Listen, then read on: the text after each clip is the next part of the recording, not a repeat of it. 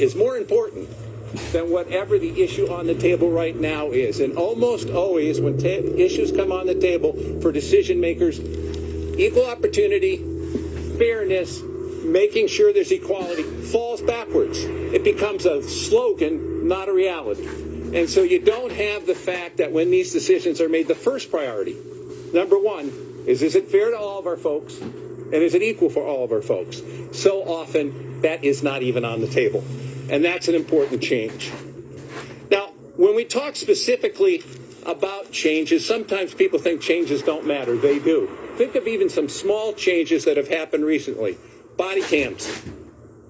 If it wasn't for body cams, most of these cases, that, including the one that's in trial right now, would have been passed off with explanations and rationalizations, and we would never have known what really happened. Body cams are a small thing, but a big impact. And let's go a step further. The City of Brooklyn Center on its website should publish the arrest by race. Are we arresting 3 blacks for every white? Are we making traffic stops? That data should be there. And if it's out of whack, there should be an accounting. And that accounting would let us look at, whoa, how come? How come? And at bare minimum, the officers in the police department would have to give an explanation. I'm not saying they're right. I'm not saying they're wrong. I'm saying they can't do it with no transparency. And that's just, use of force training has to be fundamentally changed. I don't know how many of you have ever gone to use of force training. I've been through it. I've seen how use of force training works, and it is totally out of whack. It's 100% prioritizing the feeling of safety for the officer and 0% prioritizing the feeling of safety for the person who stopped. That's wrong. That's got to change, and that cannot continue. There are so many great suggestions that have come from this community and also ones that have come from other communities how to correct these problems. But it takes the commitment to do it. One of the things I fear is after an emotional response like we're having to them, and it's not just one, it's not just two, to the multiple murders, and all of us can think back over the last 5 years, how many have there been? There's this big emotional outpouring. But afterwards, we put everything back on the shelf. And if we don't continue to do the hard work to make the changes, we're all going to be meeting in a meeting like this again. We really have to implement and enforce. And let me tell you, one of the biggest disappointments I've seen in my lifetime is there's so many good plans that are put together that would succeed that are never implemented. And they're just ignored. And they just sit there. And when you call them on it, oh, well, you know, we had something else that was more important. I don't want to have to meet with you all again. I hope we implement those rules. And I hope everybody here is willing to do the hard work that it'll take to do that. That will not, to change people's behavior is one of the hardest things in the world. Think of somebody quitting smoking. They know they should. How easy is it to do? Changing these things requires all of us to work hard. Thank you very much. Thank you.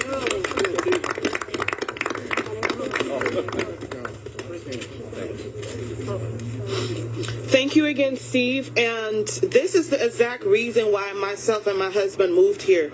My husband is currently serving in Kuwait right now, and I am home heavily pregnant. But a community like this is the reason why we choose Brooklyn Center. And we want to make sure that we can live here and raise our child without being afraid and without knowing that someday either my husband, myself, or my child could be killed, like Daunte was killed on these streets. And today I want to introduce another resident who lives across the street from the police station, Jemiah Creighton. Hello, thank you guys. Good morning. My name is Jemiah Creighton. I have been living across the street from the Brooklyn Center police station for about 2 years now, with whom I live with my 11-year-old sisters and my 3-year-old child. Since the murder of Daunte Wright, I have watched my community do great things. I have watched them support their family and just come together and stand for his justice and stand for Black lives, you know, and people that look like me. But I will not shy away from what we endure every other night. Me and my kids and people in my building, we feel very unsafe. From the tear gas that goes on, from watching the excessive crowd control from our fellow officers in our communities. And It's just out of control. I wish that things could be better. For example, my kids have autism. And it was so bad one day in the front of our patio, I had to go out there as they were shooting the tear gas and ask them, can you guys please refrain from using the tear gas to crowd control? I was told to go in my house and shut the door and shut my windows as if my doors and windows aren't already shut. We're affected from the gas. We're affected from the noise. My kids were crying hysterically. They do not know any better. They're autistic. We live in fear. Every day, my kids think the police are the worst people in the world, which they shouldn't feel like that. We live across the street from the police station. We should feel safe all the time. That's right. But I feel like this can change. This narrative can change. Governor Watts and others can change this narrative. That $30 million that is used for Operation Safety Net should be used for, how about retraining of these police, retraining for better peaceful crowd control. Better peaceful, let's get to know their communities they work for, because they don't live here. That's right. We do. That's right. Not one of the police officers live in Brooklyn Center. One mic. This is out of control. We feel unsafe in our building. My kids don't want to be home. We have to do better. Yep. But I feel like our community can do better. Yes. For our future, for my kids' future, we have to do better. Thank you guys for listening to me. Yes, my name is spelled J-A-M-I-Y-A, Jemiah Creighton, C-R-A-Y-T-O-N. Thank you guys. Thank you very much.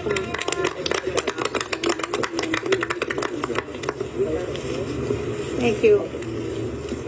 And just if I can throw in one positive thing, you may know that the school district and many of our churches are providing supplies and food and alternate shelter for the people living in the community. And so it doesn't take the place, it doesn't solve the problem of the citizens, but it's just one really positive thing that Brooklyn Center has come together to do. So the next speaker is our mayor, Mike Elliott.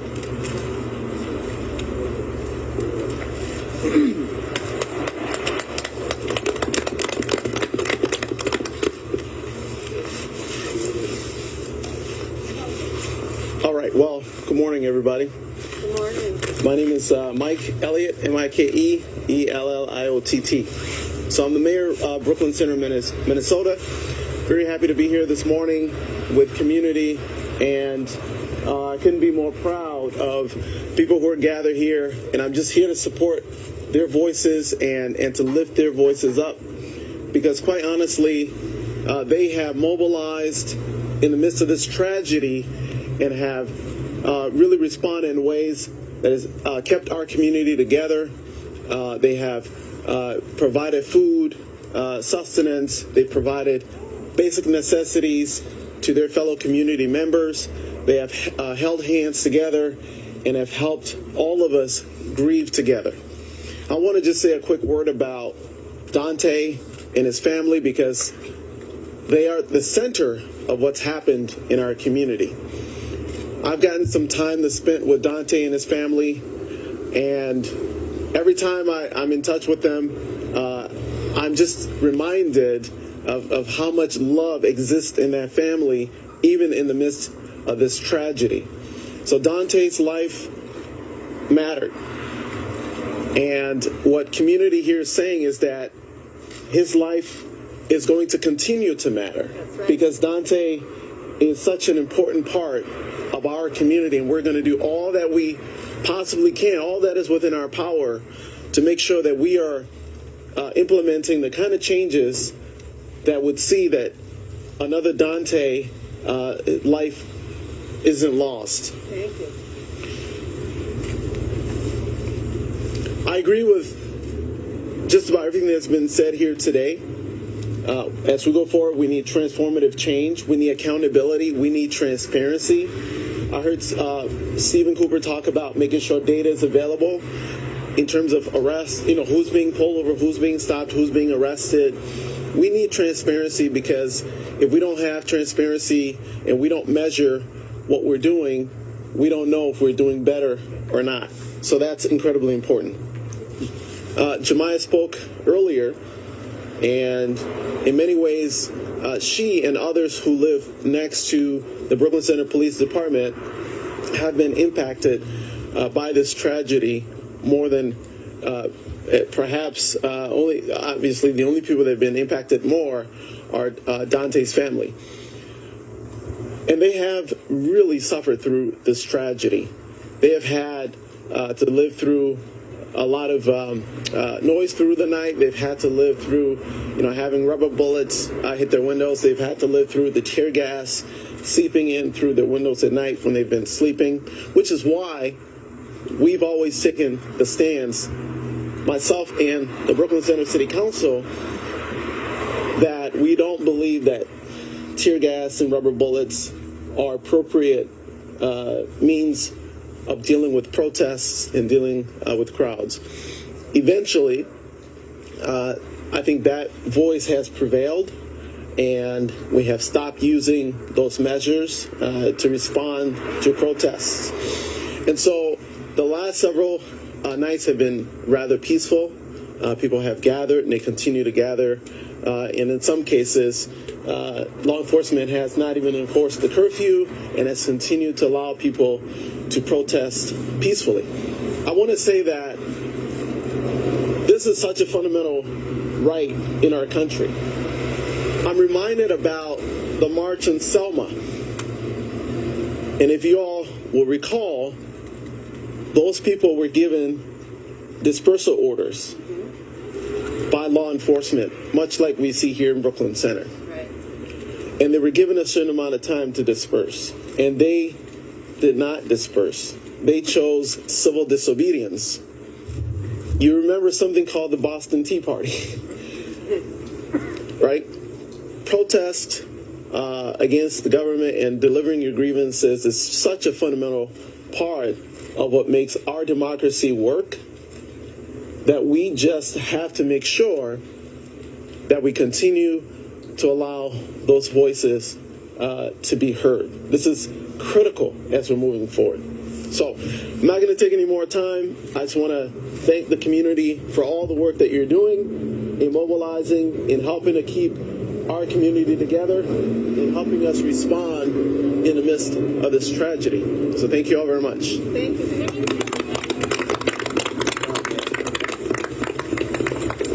So I want to say thanks to our mayor for being here today to address us. I also want to send out a shout out to our city council members who are actually standing behind us in support today. And hopefully we can all move forward as a community to make sure that what happened to Daunte Wright do not happen to any one of us, do not happen to my child, do not happen to my husband. So thank you. And next, we would like to invite our congresswoman who also happens to be a very good friend of mine, Illan Omar, to speak. Thank you.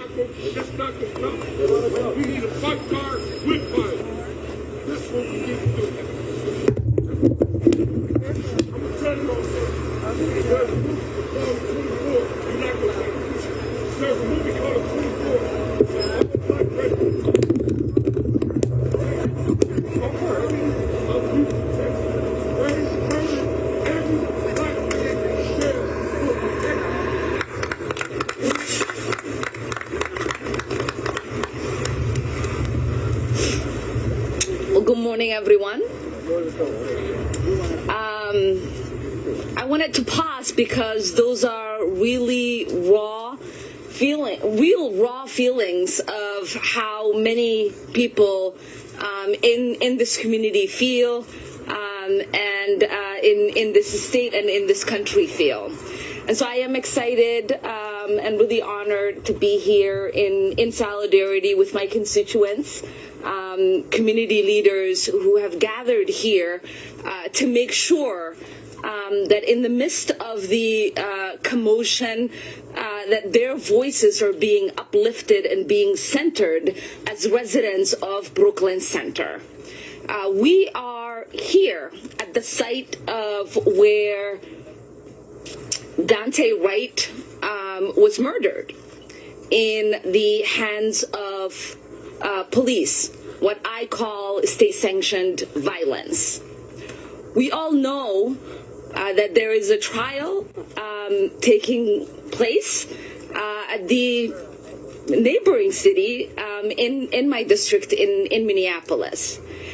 And our communities are tired and exhausted, really, at this repeated offense and assault that continues to happen, where we continue to find ourselves in a state of mourning, in a state of exhaustion, in a state of trauma, and constantly seeing so much pain unearthed every single day, not just with the visual reminders of the lives that have been taken too soon by those who were sworn to protect, but also the actual witnessing that takes place, because this violence isn't taking place in some remote space. It's taking place in the midst of community where people are bearing witness every single time this violence is perpetrated within our communities.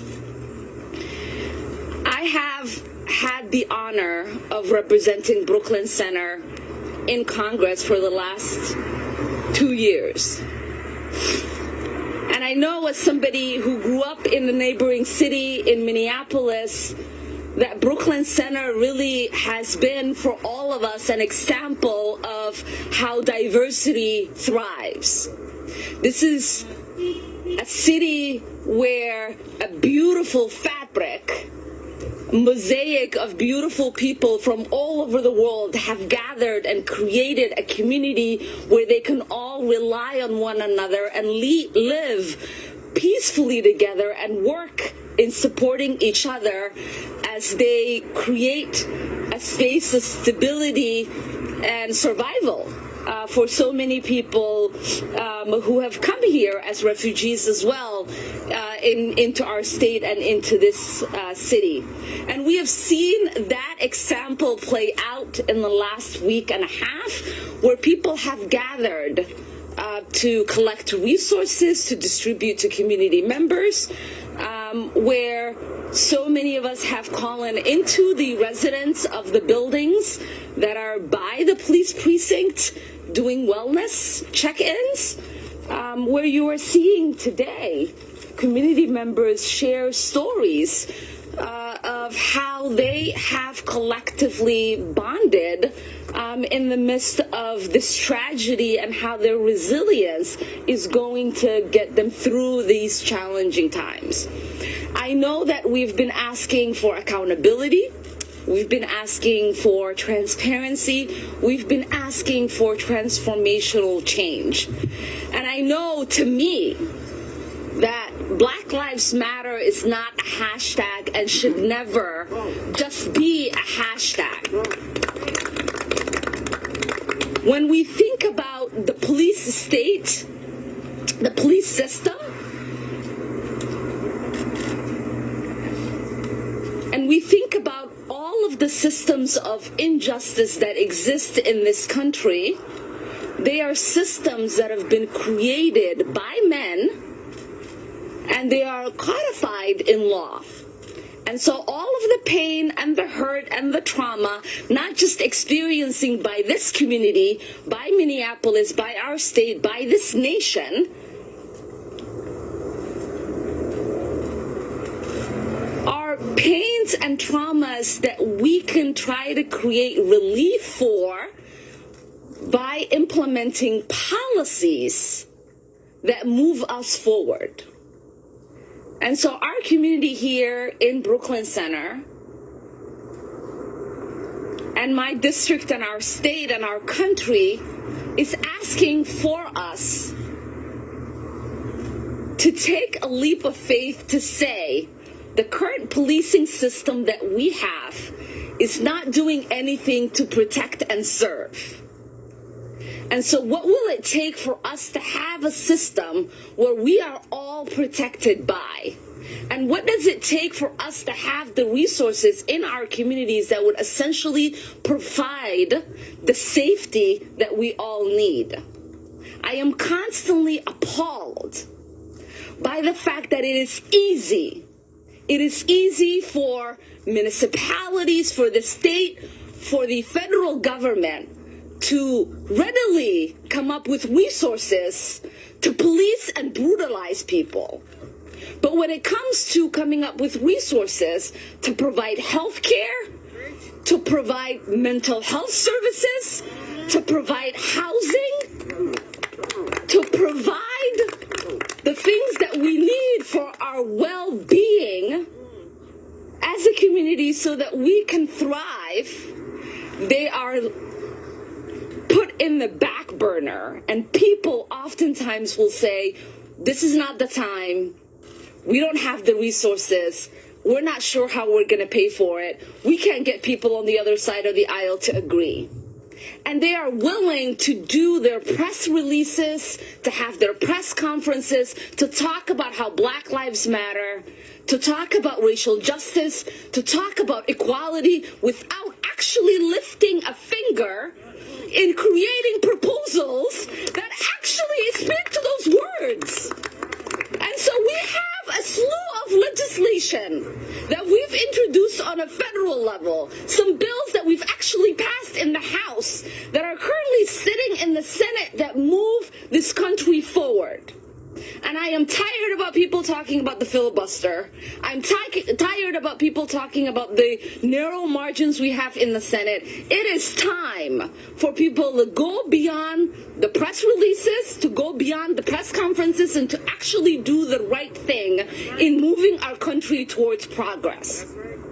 So I am thankful to all of you. Thank you for your resilience. Thank you for the invitation to be here. Thank you for giving me the honor to represent you.